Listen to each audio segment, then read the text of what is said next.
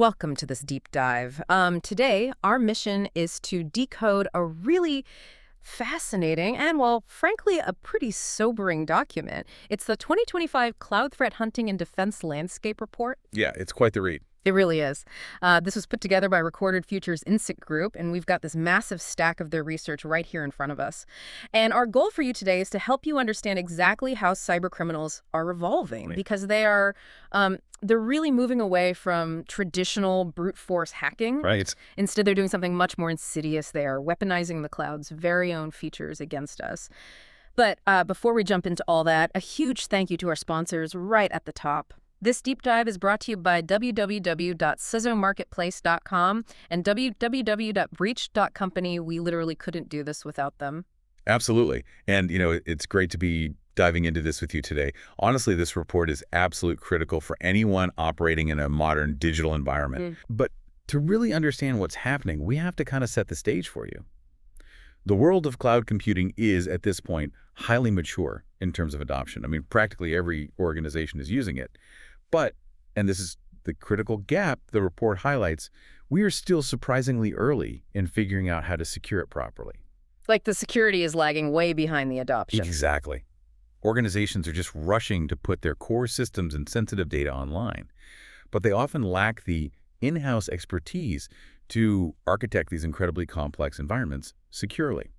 So this massive gap between widespread adoption and secure implementation has essentially created a highly lucrative playground for threat actors. Okay, let's unpack this, starting with what the report calls the front door, which is exploitation and misconfiguration. And what really jumped out at me from the sources is how internet-exposed services are just sitting there like low-hanging fruit. Oh, yeah. We're talking about things like VPN portals, application delivery controllers, monitoring dashboards that you might even use in your own day-to-day work. Yeah, and to understand why this is happening, you have to look at how a modern cloud environment is built. As organizations bolt on more and more third-party technologies to the perimeter of their cloud, just to make things work smoothly, their attack surface naturally grows. All right. It's rarely a fundamental flaw in the core cloud infrastructure itself. Like AWS or Azure aren't just broken. It's almost always about vulnerable perimeters and simple configuration drift. Imagine a company spinning up a quick monitoring dashboard for a temporary project. And they just forget about it. Exactly. They forget to patch it a month later, or they leave the default settings on. And suddenly, that forgotten dashboard is the wide-open window the attacker uses to get into the house. The report specifically highlights a vulnerability in Grafana, which is a super popular monitoring dashboard. I know a lot of our listeners probably have Grafana dashboards up on their screens right now. The specific vulnerability is CVE 2021-43798. That's actually a pretty old vulnerability at this point, but attackers are apparently still having a field day with it. They absolutely are. This specific Grafana flaw allows for what's called path traversal. Think of it like a hotel guest who realizes their room key accidentally unlocks the doors to the restricted staff areas and the manager's office. Oh, wow. It essentially lets attackers read arbitrary files on the server that they should never have access to. But what's truly alarming here is the methodology. Threat actors aren't just targeting one specific company at a time anymore. They're integrating these older, resurgent vulnerabilities into automated scanning frameworks. Wait, let me pause you there. When you say automated scanning frameworks, you mean they're just casting a giant net? Precisely. They scan massive swaths of public cloud IP space, just indiscriminately looking for unpatched instances of Grafana. Once their automated scanner finds one, they immediately steal the credential material from those restricted files and use it to pivot deeper into the underlying cloud workloads. It's just a numbers game. Exactly. A numbers game, and it's highly effective. That is remarkably insidious. But as clever as that automated scanning is, it doesn't even compare to this other attack the report details. It's called the Who Am I attack. Oh, this one is fascinating. This one really caught my attention because it targets AWS environments, and it essentially uses human psychology and infrastructure automation against the victim.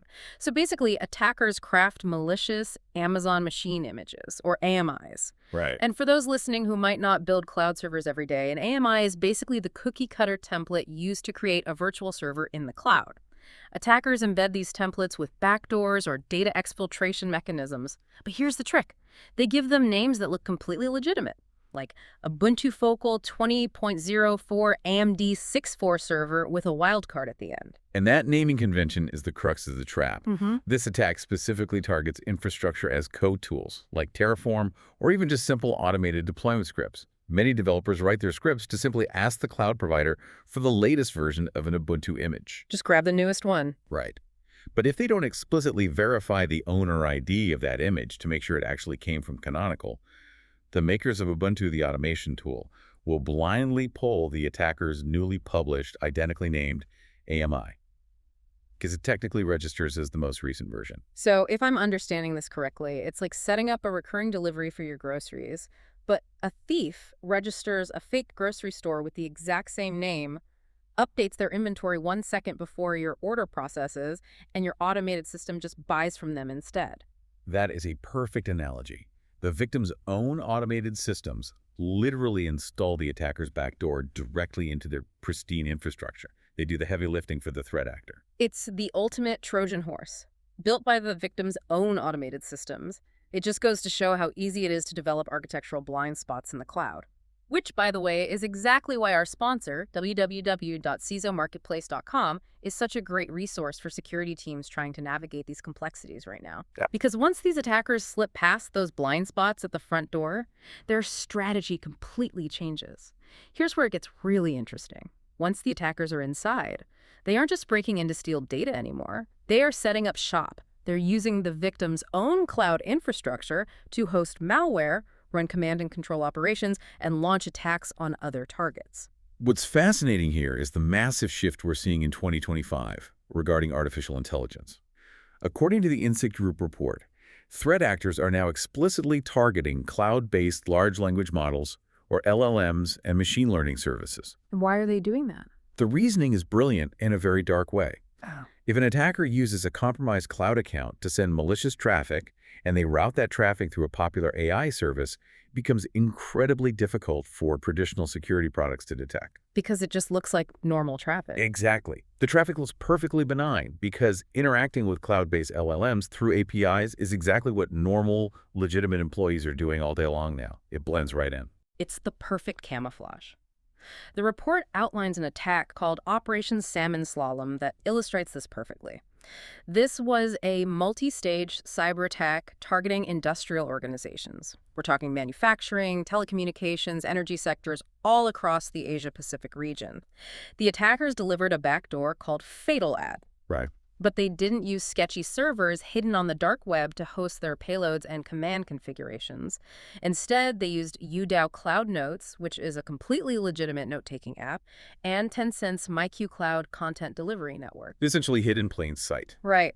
Their malicious network traffic just blended seamlessly into the everyday, regular business operations of the region. If a security analyst is looking at the network logs, seeing traffic going to a popular note-taking app or a massive content delivery network doesn't set off any alarm bells. It's a remarkable evolution in operational security for threat actors. By abusing legitimate, high-reputation cloud services, they completely bypass reputation-based filtering and traditional network firewalls. Yeah. But to execute these sophisticated abuses, they first need the right level of access. Which brings us to the next major finding in the report: the critical role of identity. Passwords simply aren't enough anymore. The report emphasizes that attackers are now hunting for tokens, API keys, and multi-factor authentication codes. They don't just want a password, they want the keys to the kingdom. If we connect this to the bigger picture, we see that modern corporate environments are rarely just on-premise in a physical office or purely in the cloud. They are hybrid. You have local networks talking to cloud servers constantly. Right, they're interconnected. Yes. And threat actors systematically pivot through these hybrid identity structures. They might start by compromising a standard directory synchronized account on a local workstation, maybe through a phishing email, and then they ride that trusted identity straight up into the cloud environment. From there, they target non-human identities, like service principals or executive accounts, to gain tenant-wide administrative control. The human element in this is what really stands out to me. Take the scattered spider group, for example. The report breaks down an intrusion they executed against a logistics firm. They didn't just brute force a server, they researched the chief financial officer online. Social engineering at its finest. Totally. They found the CFO's date of birth and bits of their social security number publicly available through various data brokers. They used that personal data to trick the company's portal and bypass the initial verification. And this is where the persistence comes in. When the multi-factor authentication eventually blocked them, they didn't just give up and move on. No, they persistently targeted the IT help desk. They used social engineering, pretending to be the CFO, to get the help desk to reset things. They attacked the privileged password vaults to force their way in. They used social engineering to hijack the identity itself rather than trying to crack the cryptography. And that's a localized, targeted example. But when you look at the DPRK Bybit heist detailed in the report, you see how devastating stolen cloud identities can be at a massive scale. North Korean threat actors managed to steal 400,000 Ethereum. That's just wild. The methodology is incredibly sophisticated. They first compromised a developer for a company called SafeWallet. From that single developer's machine, they gained authenticated access to SafeWallet's AWS environment. They then navigated to the S3 storage bucket. And for those unfamiliar, an S3 bucket is essentially just a cloud folder where you store files. In this case, it hosted the statically built next.js front-end of the wallet application. So they found the folder holding the actual visual code for the website interface. Exactly. They downloaded the actual code for that front-end interface, the part the user interacts with. They modified that code to alter the destination addresses for cryptocurrency transfers, and then re-uploaded the modified code back to the cloud bucket. This is the part that is just so clever in a terrible way. The back-end cryptography, the actual blockchain signatures securing the Ethereum, they all look totally fine to the security systems. Yep. But the user interface, the literal screen that the financial approvers at Bybit were looking at when they hit approve, was silently lying to them. It showed the correct address on the screen, but the code underneath was routing the money to North Korea. The interface was hijacked using stolen cloud keys. Precisely. They didn't break the blockchain cryptography, which is mathematically near impossible. Yeah. They bypassed it entirely by compromising the cloud environment that served the interface. It highlights how valid credentials allow attackers to masquerade as trusted entities. And once they have that trusted status, the damage they can do is catastrophic. Which is exactly why understanding these advanced identity-based threats is so vital and why we always recommend checking out our sponsor, www.breach.company, to help stay ahead of these exact scenarios and keep your identity secure. Because the way threat actors use this access is changing rapidly, especially when it comes to extortion. So what does this all mean for the future of ransomware? The report outlines a pretty stark evolution here. We're seeing threat actors actively abandoning traditional ransomware malware binaries. In the past, attackers had to drop a piece of malicious software onto a server to encrypt the files. That malware could be detected by antivirus software or endpoint detection systems. Now they're adopting a strategy called living off the land. I've heard that phrase before. How does it apply to the cloud specifically? Think of it like a burglar who doesn't bother bringing a crowbar or their own lockpicks to rob your house. Instead, they just use the security system's master control panel that you left unlocked on the kitchen counter. Because these attackers have already compromised an administrative cloud identity, they don't need to deploy malware. They just use the cloud provider's own built-in application programming interfaces, the APIs, and the native management consoles. They use the cloud against itself. Exactly right. They use legitimate administrative commands to change the encryption settings on storage buckets, locking the organization out of its own data. They rotate or destroy the cryptographic key material, making the data unreadable. And they mass delete the organization's cloud backups. The cloud's own management tools, the very things designed to keep the data safe and organized, are becoming the weapons used to hold the data hostage. It requires no custom malware, making it incredibly difficult to detect until the damage is already done. It's extortion by administration. You're just doing administrative tasks, but with malicious intent. And as if that isn't difficult enough to defend against, the INSIC Group report introduces a threat vector that they ranked as a 5, the highest possible score, severe for cost of impact. It's called third-party compromise. To me, this is the most concerning part of the entire report. It's when the attack doesn't come from a phishing email or an open port on your own network, but straight through a vendor you already inherently trust. This raises an important question for every organization, and honestly, for anyone listening right now. How do you verify the behavior of systems you inherently trust? When an organization integrates a software as a service platform, an identity provider, or a continuous integration and continuous deployment pipeline, a CI/CD pipeline, they grant that third party deep permissions into their own cloud tenant. Right. If an attacker compromises that third-party vendor, the attacker inherently inherits all of those permissions across every single one of the vendor's customers. The scale of that is what's so daunting. You compromise one vendor, you get access to 1,000 companies. The report uses the Oracle e-Business Suite attacks by the CloP ransomware group as a prime example of this. CloP exploited a zero-day vulnerability inside the Oracle EBS platform. Because of that one flaw at the vendor level, massive companies like Schneider Electric and Logitech suffered severe data breaches. And the kicker, their own internal networks were perfectly secure. They did nothing wrong on their end. Exactly. The breach happened entirely within the trusted Oracle vendor platform, and the attackers just reached right through that trusted connection to steal the data. It is the digital equivalent of an attacker stealing the master key from the security guard company, rather than trying to pick the lock on your individual front door. Yeah. And it goes even deeper into the supply chain than just SaaS applications. The report highlights instances of package abuse, where attackers poison the actual code libraries that developers use to build their software. Yes, the malicious NPM packages on GitHub. This was fascinating. There was an attack where a threat actor uploaded a package that looked like a standard helpful development tool, but hidden inside, it had obfuscated scripts designed to check its environment. It literally looked around to see, am I running inside GitHub Actions?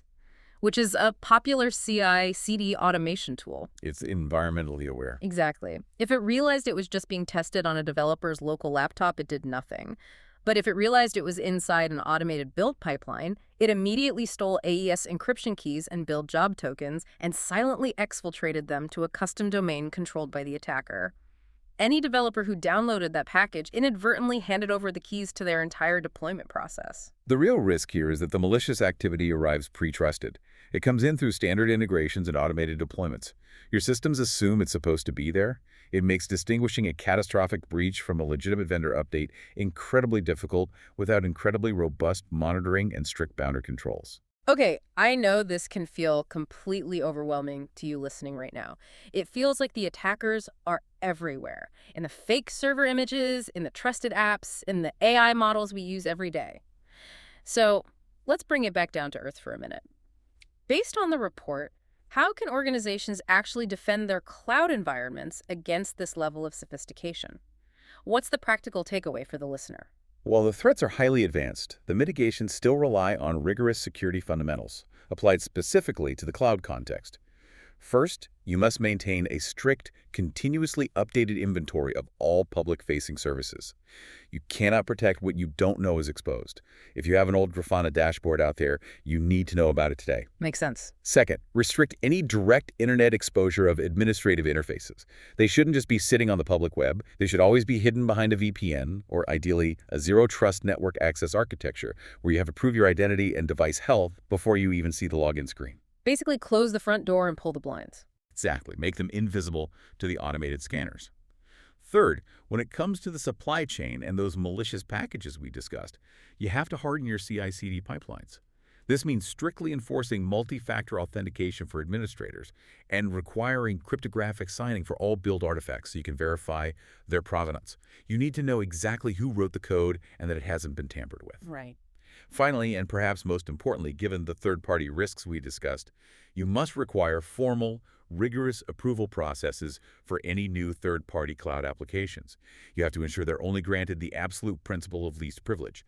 Don't give an app tenant-wide access to your entire cloud if it only needs to read one specific database. Limit the access to limit the damage. It's about reducing the blast radius if something does go wrong. Well, that brings us to the end of today's mission. Thank you for joining us on this deep dive into the 2025 cloud threat hunting and defense landscape.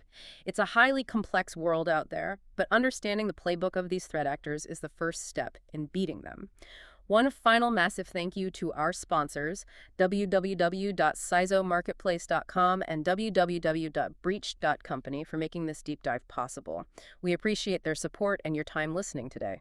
If threat actors are moving away from deploying recognizable malware and instead simply living off the land by using our own native cloud APIs and trusted third-party integrations against us, at what point does perfectly legitimate administrative behavior become indistinguishable from a catastrophic breach?